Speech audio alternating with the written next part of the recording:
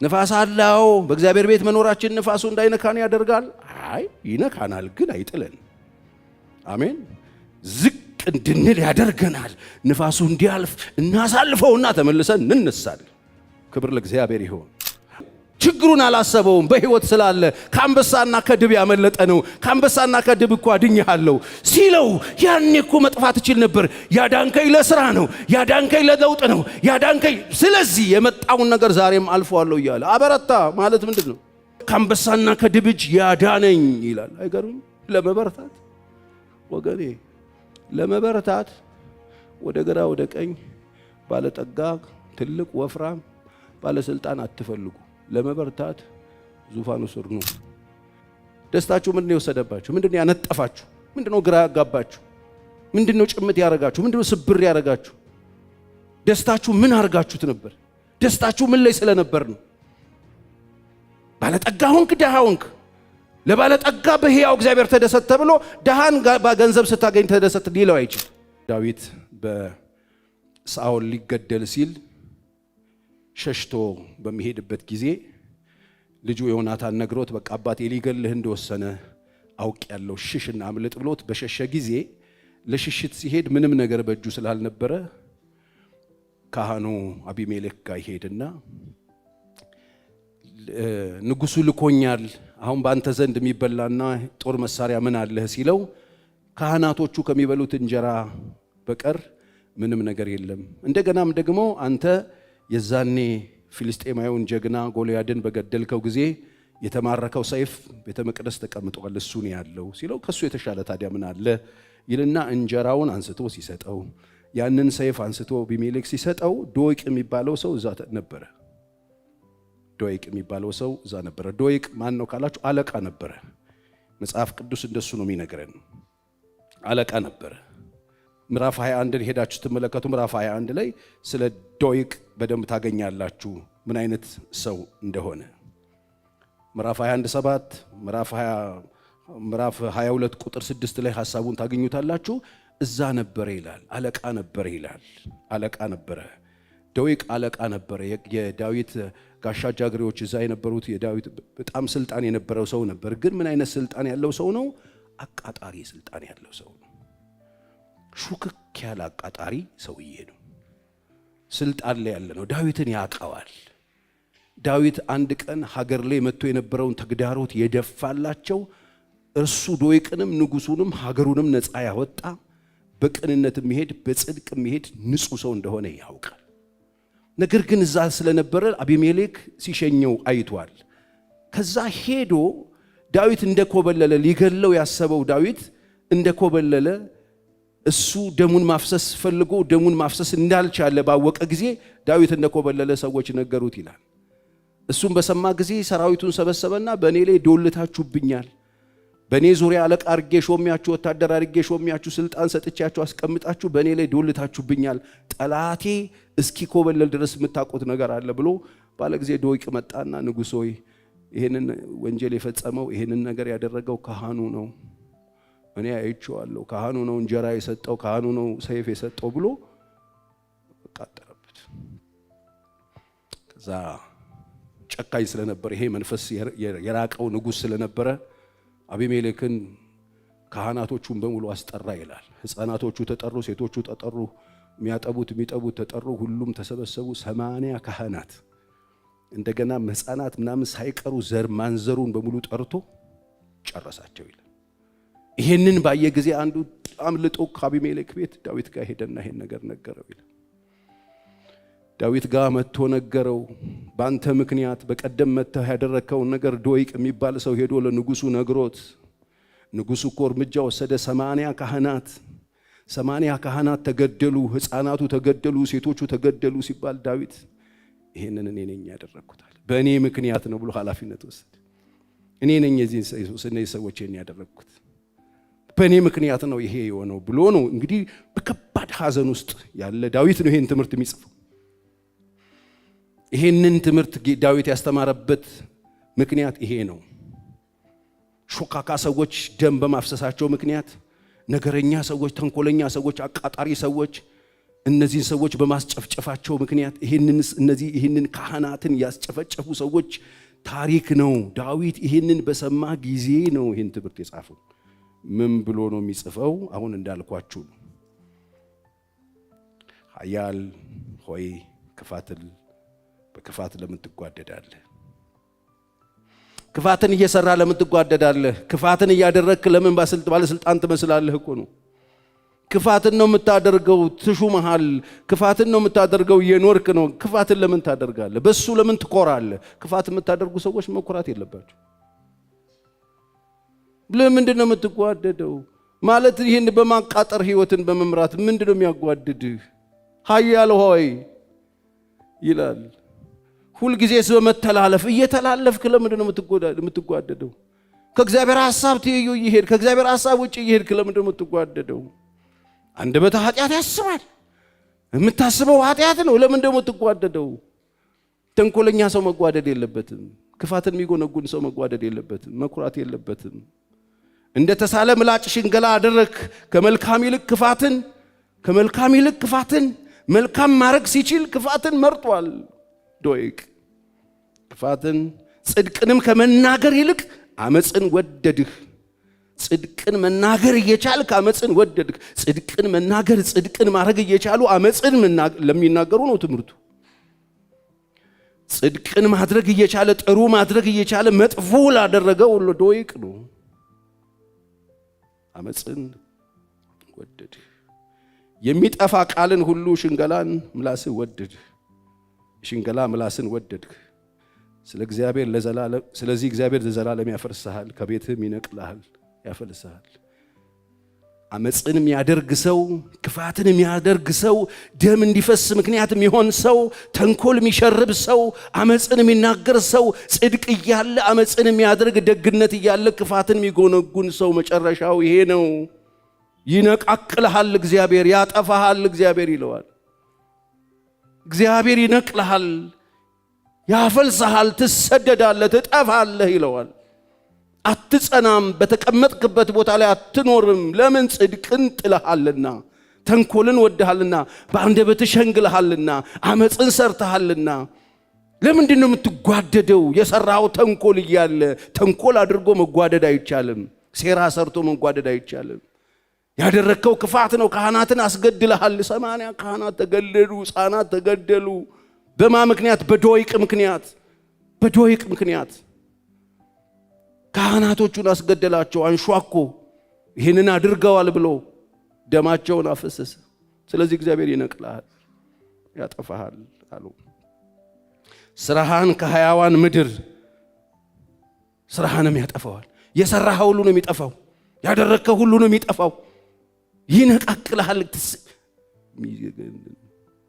ትሰደዳለህ፣ ትጠፋለህ፣ ትነቀላለህ። የሰራህ ሁሉ ይጠፋል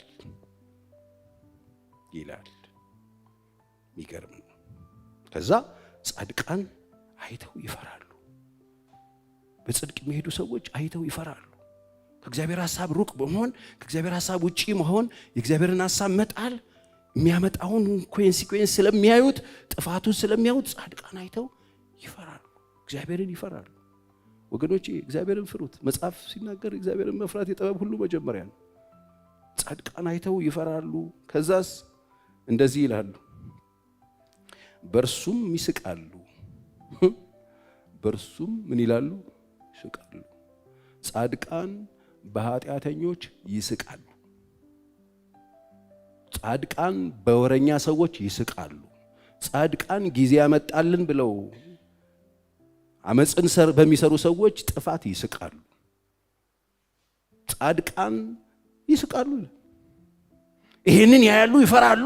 ይገርማል። እግዚአብሔር አቤት የእግዚአብሔር ሥራ፣ አቤት ኮተት መሆን፣ አቤት ሄዶ ተለጥፎ፣ አቤት ጊዜን አመጣልን ብሎ የሆነ ቦታ ተቀምጦ ዶልቶ አመፅ ሰርቶ አንሿኮ አምታቶ ሰው ማስጨረስ፣ ሰው መግደል፣ ደም አፍስሶ መደሰት የለም። በዚህ ምክንያት እግዚአብሔር ንቅልቅል አድርጎ ስራዎቸውን ሲያጠፋቸው ዳዊት ይህንን ያዩና ጻድቃን ይፈራሉ የእግዚአብሔር አምላካቸውን። የሚገርመው ግን በእነሱ ደግሞ ይስቃሉ።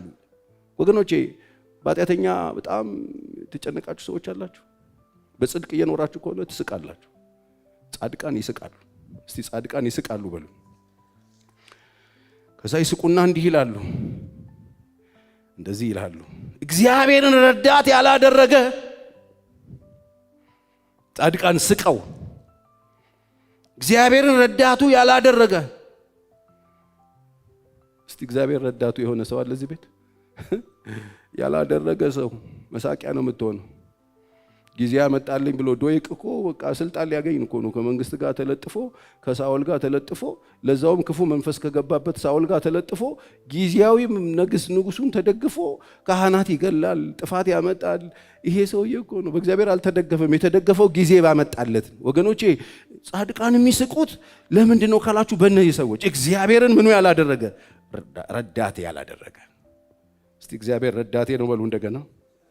የሚገርም ከዛ እኔ ግን ይላል ዳዊት፣ እኔስ ቁጥር 8 እኔስ እስቲ በሉት እኔስ በረሃን ያለሁት ተሰድጄ ያለሁት ተጥዬ ያለሁት ብቻዬን ነኝ። አባቴን ቤት ጥዬ ወጥቻለሁ። መከራ ውስጥ ነው ያለሁት። አዎ እኔስ በእግዚአብሔር ቤት እንደ ለመለመ እንደ ወይራ ዛፍ ነኝ። ሃሌሉያ። እኔስ በማ ቤት ነኝ? በእግዚአብሔር ቤት።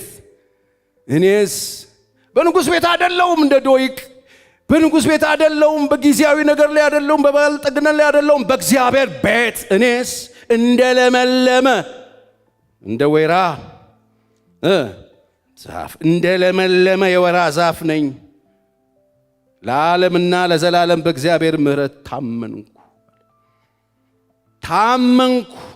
ታምነህ ተቸግራል? የስ ታምነህ መከራ ውስጥ ገብታል? የስ በሞትና በእኔ መካከል አንድ እርምጃ እስኪቀር ድረስ አሳዳጆቼ በርትተውብኝ ሞት በሕይወቴ ውስጥ እያሸተትኩት በምድረ በዳ ተንከራትቻለሁ።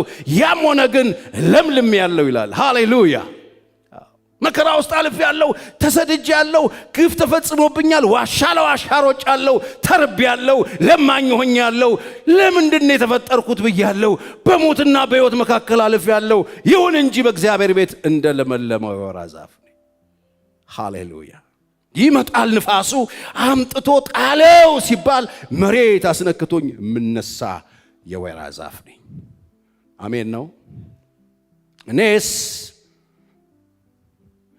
በእግዚአብሔር ቤት እንደ ለመለመ የወይራ ዛፍ ነኝ። ወገኖቼ በእግዚአብሔር ቤት እንደዚህ ካልቆማችሁ የሚመጣው ንፋስ ይጠራርጋችኋል። ይዟችሁ ነው የሚሄደው። ንፋስ አለው። በእግዚአብሔር ቤት መኖራችን ንፋሱ እንዳይነካን ያደርጋል። አይ ይነካናል፣ ግን አይጥለን። አሜን። ዝቅ እንድንል ያደርገናል። ንፋሱ እንዲያልፍ እናሳልፈውና ተመልሰን እንነሳለን። ክብር ለእግዚአብሔር ይሁን። እንደሱ ነኝ፣ እንደ ወይራ ዛፍ ነኝ። ስንት ሰው እንደዚህ ይላል? ነኝ። የት? በአጎቴ ቤት፣ መንግስት ቤት፣ በከሌ ቤት፣ በነከሌቡ አይደል፣ በእግዚአብሔር ቤት። በእግዚአብሔር ቤት እንደ ለመለመ።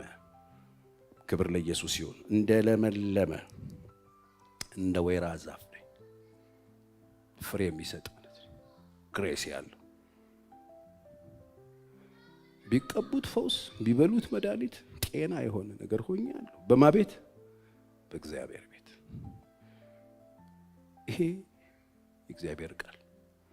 በእግዚአብሔር ቤት እኔስ ብላችሁ የምትሉት ነገር አላችሁ? አድርገህልኛልና ለዘላለም አመሰግናለሁ። ክብር ለእግዚአብሔር ይሁን። ምን ተደረገልህ ዳዊት? በቃ በበረሃ ቢሆን በመከራ ውስጥ ቢሆን ነገር ታውቃላችሁ፣ በህይወት ውስጥ ያሳለፈው መከራ ብዙ ነው።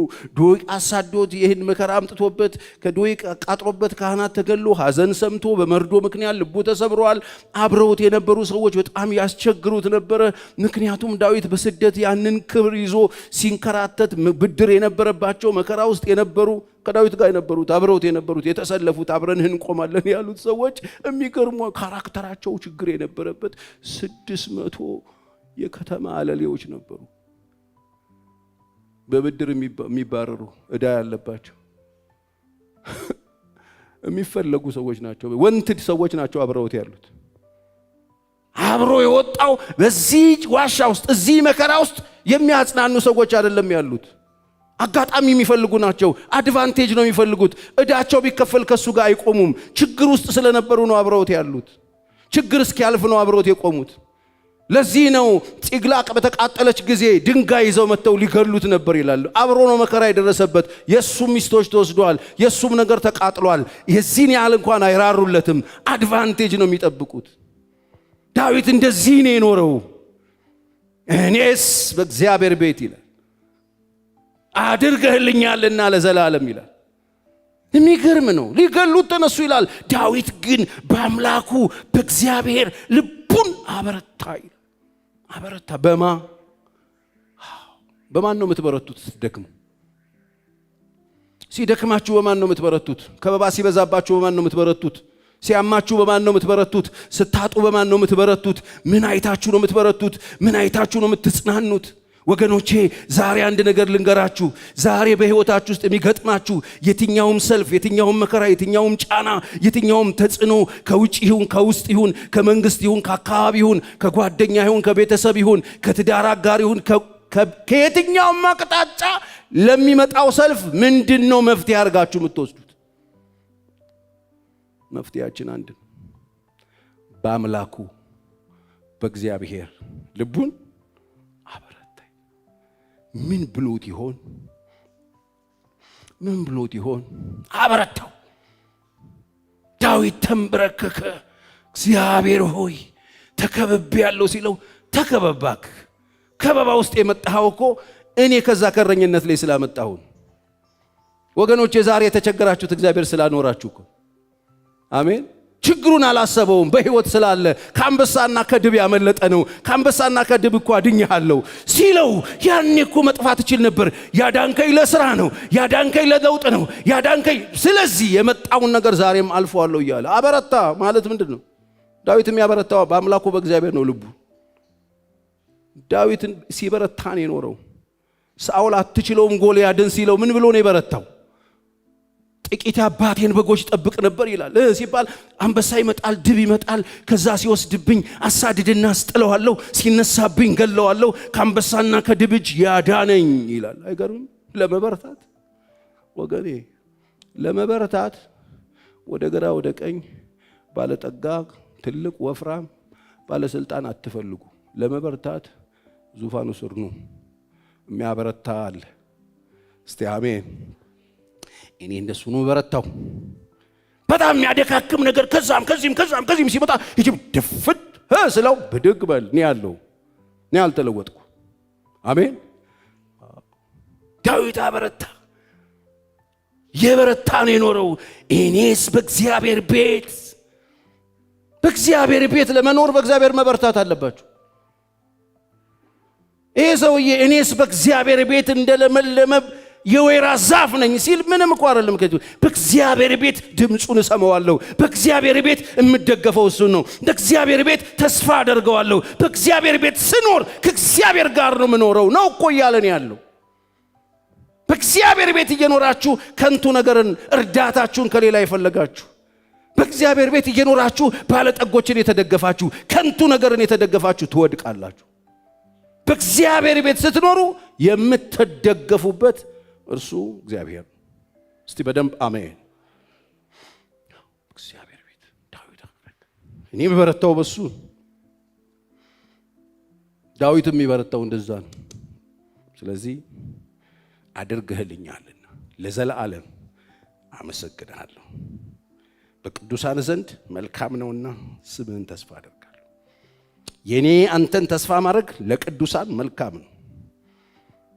ዛሬ ቆም ያለው ከአንበሳና ከድብ እጅ አዳነኝ እያልኩኝ በአንተ ታምኜብሃለሁ። ለቅዱሳኑ በጣም መልካም ነው።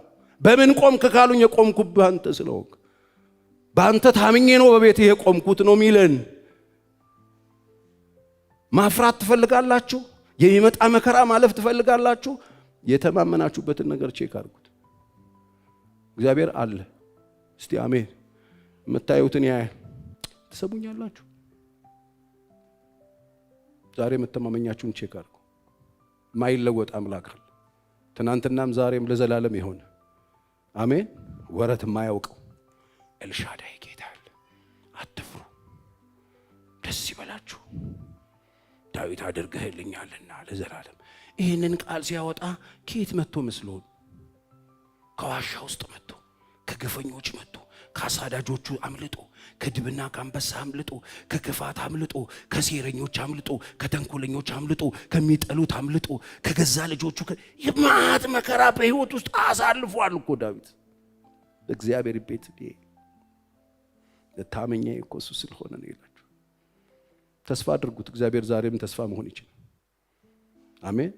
በቃ ቼክ አድርጉ፣ ልባችሁ ቼክ አድርጉ። የተደገፋችሁትን የሚያልፍ ባለጠግነት ላይ የተንጠለጠላችሁ ሰዎች ውረዱ። ይሄ ፓስተር ቸሬ ብሉይ ኪዳን ነው ብትሉ ሂዱና አዲስ ኪዳን አንድ ጢሞቴዎስን ጠይቁት። በአሁኑ ዘመን ባለጠጋ የሆኑትን እዘዛቸው፣ አስተምራቸዋል። በሕያው እግዚአብሔር እንጂ በሚያልፍ ባለጠግነት ደስ እንዳይላቸው እዘዛቸዋል። በሚያልፍ ባለጠግነት ላይ ተንጠለጠሉ አረፋ ያዙ ሰዎችን አውርዳቸው፣ በሱ እንዳይደሰቱ። ጢሞቴዎስ ልጅ ንገራቸው በሕያው እግዚአብሔር እንጂ አለ ጳውሎስ። በሕያው እግዚአብሔር። ወገኖች ደስታችሁ ምንድነው የበላባችሁ? ደስታችሁ ምንድነው የወሰደባችሁ? ምንድነው ያነጠፋችሁ? ምንድነው ግራ ያጋባችሁ? ምንድነው ጭምት ያረጋችሁ? ምንድነው ስብር ያረጋችሁ? ደስታችሁ ምን አርጋችሁት ነበር? ደስታችሁ ምን ላይ ስለነበር ነው? ባለጠጋ ሆንክ ደሃ ሆንክ፣ ለባለጠጋ በሕያው እግዚአብሔር ተደሰት ተብሎ ደሃን በገንዘብ ስታገኝ ተደሰት ሊለው አይችል። እዘዛቸው በሕያው እግዚአብሔር እንጂ በሚያልፍ ባለጠግነት ደስ እንዳይላቸው እዘዛቸው። ይልቅ ያላቸውን ሊረዱ ሊያካፍሉ፣ በሰማይ ለራሳቸው ርስት እንዲያዘጋጁ፣ ጥሩ እንዲሆንላቸው፣ ስጦታ እንዲበዛላቸው፣ ከእግዚአብሔር ጋር እንዲነግዱ፣ ሊያካፍሉ፣ ቸርነት ሊያረጉ፣ ድሆችን ሊያስቡ አስተምራቸው፣ ንገራቸው። ስስታም ሰቀቀናም ሆነው እንዳይሞቱ ስለሚወጡ ንገራቸው ብሎ ነው የሚመክር። ወገኖቼ ደሃ ሆንክ ባለጠጋ ሆንክ፣ በምን ነው ልትደሰት የፈለገው? ክርስትና ልዩ የሚያደርገው ይሄ ነው። ሀብታሙም ደሃው፣ የተማረውም ያልተማረውም፣ ገጠሬውም ከተማው፣ ትልቁ ትንሹ፣ መካከለኛ ገበያ ያለው ትልቅ ገበያ ያለው፣ ሁሉም ሲሰበሰብ ሲመጣ ደስታው በሕያው እግዚአብሔር ብቻ